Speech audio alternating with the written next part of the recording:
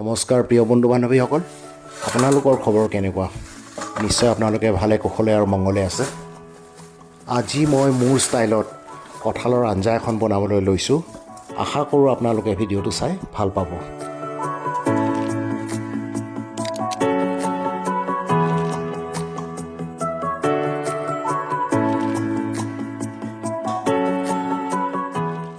বিভিন্নজনে বিভিন্ন ধৰণে কঁঠালৰ আঞ্জা বনায়, কিন্তু মই অকল মছলা দিহে বনাই খাই ভাল পাওঁ। মছলা মানে বহুত কিবা কিবি মছলা নহয় আৰু ঘৰতে থকা পিঁয়াজ, নহৰু, আদা আৰু জলকীয়া আৰু অকণমান গৰম মছলা। কঁঠালখিনি দুদিনমান আগতে আনি থোৱা আছিলে, ফ্ৰিজত থৈ দিছিলোঁ। অকণমান শুকালে বাৰু। কঁঠালটো কটাই আনিছিলোঁ। আমাৰ ইয়াতে বাৰু কঁঠাল কাটি কুটি বাছি ধুনীয়াকৈ দি দিয়ে, আৰু কটাৰ পিছত প্ৰায় 1 কিলো 400 মান হৈছিলে। তাৰে বেছিখিনি খালোৱেই, অকণমান আছিলে। তাৰে ভাবিলোঁ আজি কঁঠালৰ আঞ্জাখন বনাই আপোনালোকক ভিডিঅ' এটা বনাই পেলাই দেখুৱাই দিওঁ। মোৰ ষ্টাইলৰ বনোৱা কঁঠালৰ আঞ্জা। 2টা মিডিয়াম চাইজৰ আলু আৰু 2টা মিডিয়াম চাইজৰ পিঁয়াজ ল'লোঁ, আৰু ইয়াৰ আলুৰ বাকলি চাকলি গুচাই পেলাই গোটেইখিনি ৰেডি কৰি, আৰু নহৰু কেইফুটমান।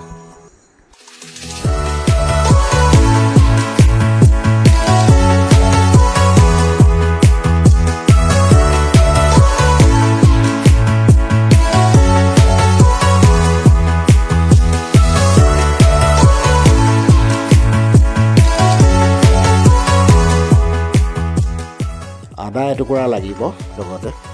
আজি ঘৰত কেঁচা জলকীয়া নাই, শুকান জলকীয়া কেইটামানকে তিয়াই দিলোঁ। আৰু গৰম মছলাৰ কাৰণে বেলেগ এটা বাটিত 4টা ইলাচি, 4টা লং, এটুকুৰা জাৱেত্ৰী ফুল, ডালচেনি কেইটুকুৰমান, আৰু পিপলি এডোখৰ সৰুকৈ ল'লোঁ। জাৱেত্ৰী অপশ্যনেল হয়, সেয়া নিদিয়াকৈও বনাব পাৰি।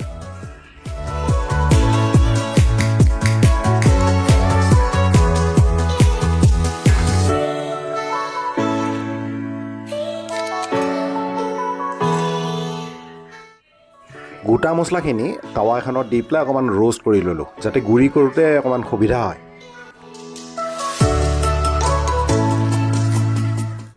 ৰোষ্ট কৰা মছলাখিনি খুন্দনা এটাত লৈ পেলাই ভালকৈ লাহে লাহে খুন্দি ল'ম, গুড়িকৈ ধুনীয়াকৈ।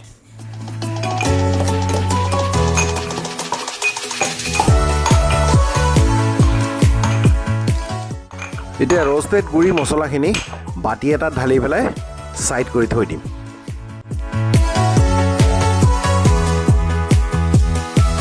এতিয়া কেঁচা মছলাখিনি মিক্সিত দিয়াৰ আগতে আদা টুকুৰা মই সৰু সৰুকৈ কাটি ল'ম, আৰু লগতে পিঁয়াজখিনিও মই টুকুৰকৈ সৰু সৰুকৈ কাটি ল'ম।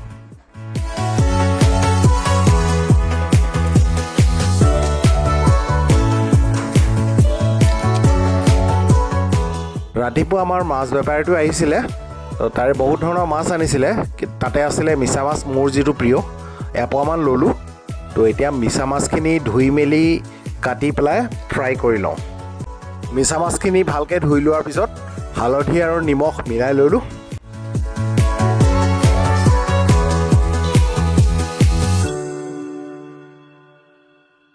নিমখ আৰু হালধিখিনি চামুচ এখনেৰে মিছা মাছৰ লগত ভালকৈ মিলাই ল'ম।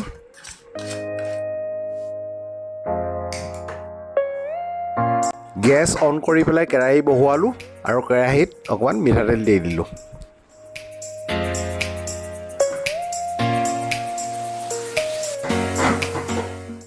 ইয়াৰ পিছতে মিছা মাছখিনি ভাজিবলৈ আৰম্ভ কৰিলোঁ।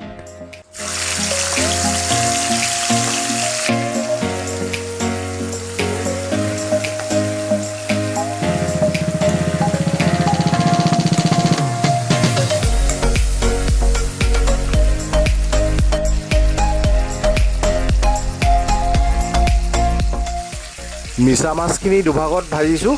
প্ৰথম ভাগটো এতিয়া ভজা হৈ গ'ল, উঠাই ল'ম, আৰু ইয়াৰ পিছতে ছেকেণ্ড ট্ৰিপটো ভাজি ল'ম।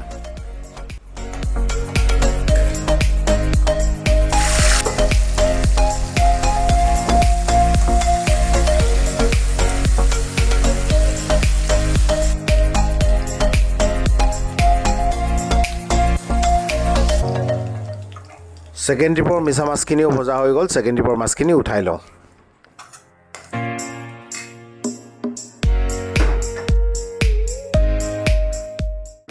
এতিয়া কঁঠাল আৰু আলু একেলগে প্ৰেছাৰ কুকাৰ এটাত দি পেলাই বইল কৰি ল'ম। প্ৰেছাৰ কুকাৰটো বন্ধ কৰাৰ আগতে অকণমান পানী দি লৈছোঁ। প্ৰেছাৰ কুকাৰটো মাত্ৰ এটাই চিটি মাৰিব দিম আৰু চিটি মৰাৰ পিছত প্ৰেছাৰ কুকাৰটো ডাইৰেক্টলি খুলি নিদিওঁ, গেছটো নিজে নিজে ওলাই যাবলৈ দিম, তাৰপিছতহে প্ৰেছাৰ কুকাৰটো খুলিম। এতিয়া কাটি থোৱা কেঁচা মছলাখিনি মিক্সি বাতিটোত লৈ ল'ম আৰু ইয়াৰে শুকান জলকীয়া পানীখিনি তাতে অকণমান দি দিম।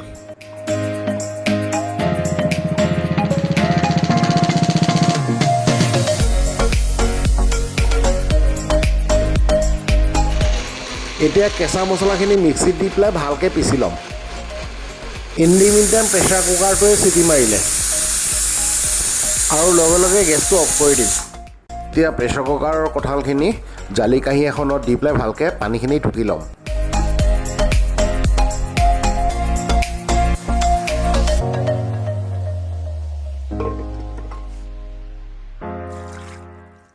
আৰু ইয়াৰ পিছতে ঠাণ্ডা পানীৰে কঁঠালখিনি 2-3 বাৰ ভালকৈ ধুই ল'ম।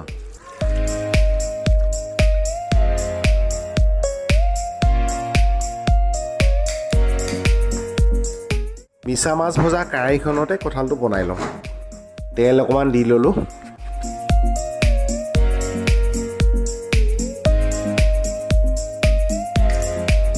তেল গৰম হ'ল। এতিয়া মিক্সিত পিছা কেঁচা মছলাখিনি কেৰাহীত দি পেলাই ভালকৈ ভাজি ল'ম।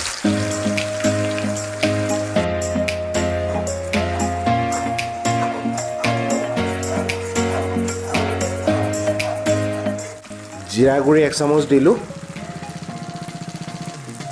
হালধি গুড়ি আধা চামুচ।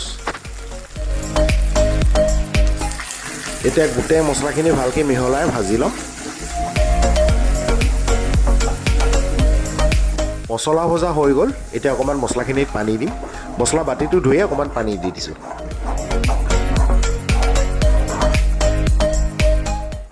কাশ্মীৰী মিৰ্চ 1 চামুচ দিছোঁ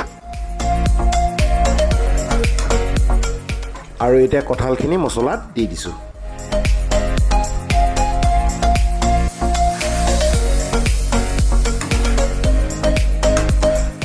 কঁঠালখিনি মছলাৰ লগত ভালকৈ ভাজি ল'ম।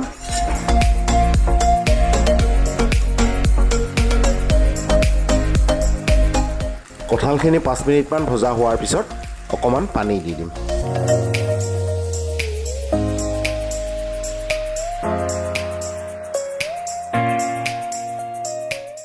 আৰু সিজিবলৈ কাঁহী এখনেৰে 10 মিনিটৰ কাৰণে ঢাকি দিম।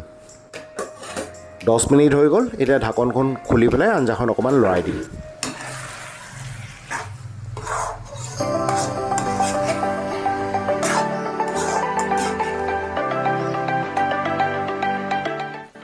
এতিয়া আগতে খুন্দনাত খুন্দি থোৱা গুড়ি মছলাখিনি দি দিম।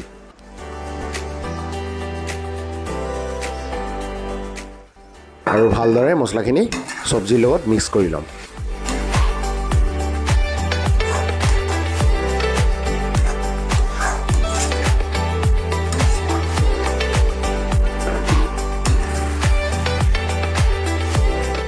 আৰু 1 চামুচ বিৰিয়ানী মছলা মিলাই ল'ম। এয়া অপশ্যনেল হয়, এয়া নিদিয়াকৈও বনাব পাৰি।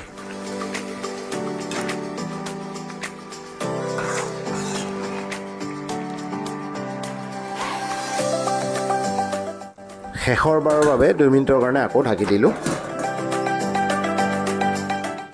2 মিনিট হৈ গ'ল। এতিয়া ঢাকনখন খুলি ল'ম।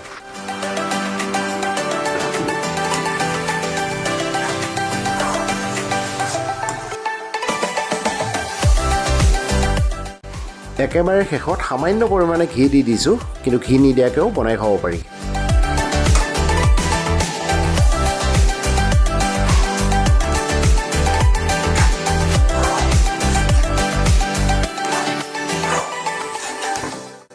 এয়া মোৰ ষ্টাইলৰ কঁঠালৰ আঞ্জা ৰেডি। আপোনাৰ মূল্যৱান সময় দি এই ভিডিঅ'টো চোৱাৰ বাবে বহুত বহুত ধন্যবাদ।